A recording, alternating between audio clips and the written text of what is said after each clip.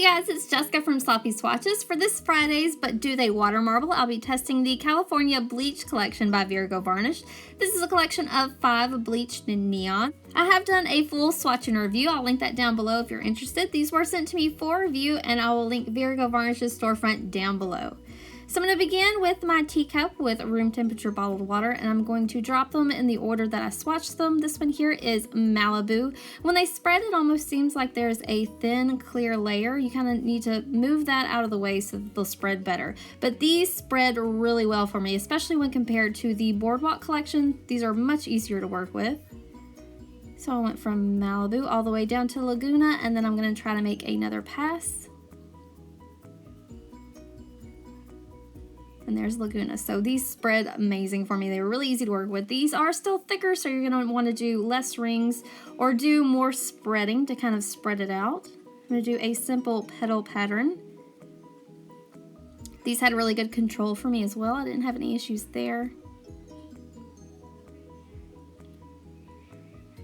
Now I'm going to drop them in the opposite order from Laguna all the way down to Malibu. Again, there was that clear kind of whatever it is that I needed to move out of the way. I'm not sure if that's in my water, in my cup, or in the polish.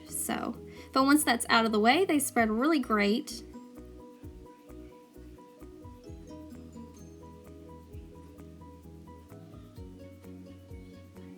I wasn't quite able to bring it back to a full circle all the way back to Malibu. You can see there at the green, it kind of quit spreading, so that's when I quit dropping. So now I'm going to try a swirl pattern. I'm going to pull 4 points out and then pull 4 points in. And even the outer ring didn't get too dry for me, so I was able to do that. And then swirl all the way in. Next, for my final design that I dipped my nail into, I am watermarbling under a black light. I thought it would show the kind of residue, but it didn't. I'm starting with Laguna here, which is not super UV reactive.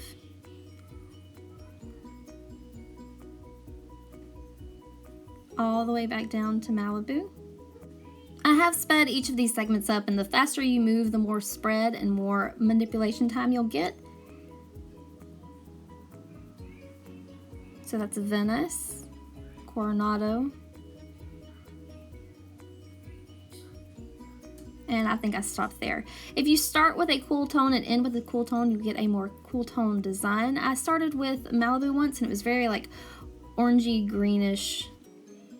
So I really like this combination. Once more, I'm going to go in for a swirl pattern. I just dipped my tool in there to kind of fix it a little bit. These are thicker, so they will build up on your tool. Don't be afraid to take them out, clean them off, and keep going.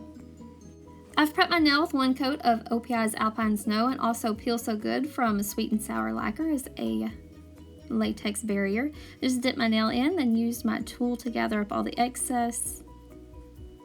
I did do a full mani full of water marbles, but I ended up with some water spots. I'll show a picture later on, but I really like that. Next, I'm going to peel off Peel So Good and do a little bit of cleanup with acetone and a cleanup brush around my cuticle area. Today I am top coating with HK Girls Quick Dry Top Coat by Glisten and Glow.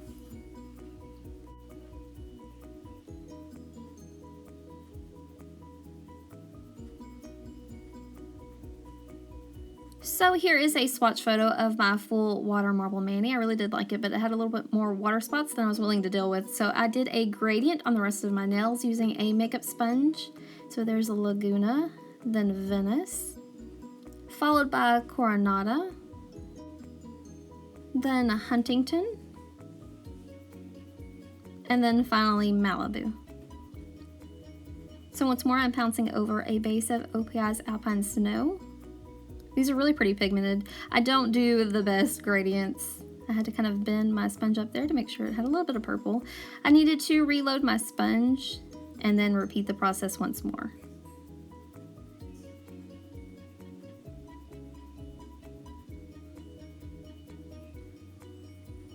Next, while the nail was still wet, I went in with HK Girl once more and top coated to help blend it a little bit more.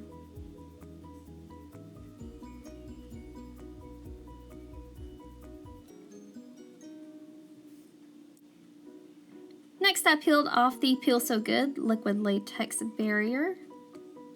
and did a little bit of cleanup around my cuticle area.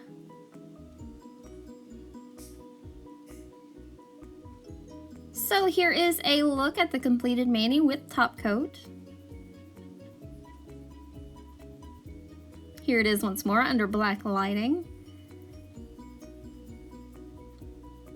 And this is my swatch photo at an angle under artificial lighting. So if you'd like to see more photos, including macros, you can head over to my blog at sloppyswatches.wordpress.com. These will be releasing for pre-order on May 20th. I'll link Virago Varnish's storefront down below. You can also follow me on Instagram at sloppyswatches. So thanks so much for watching, guys. See you next time.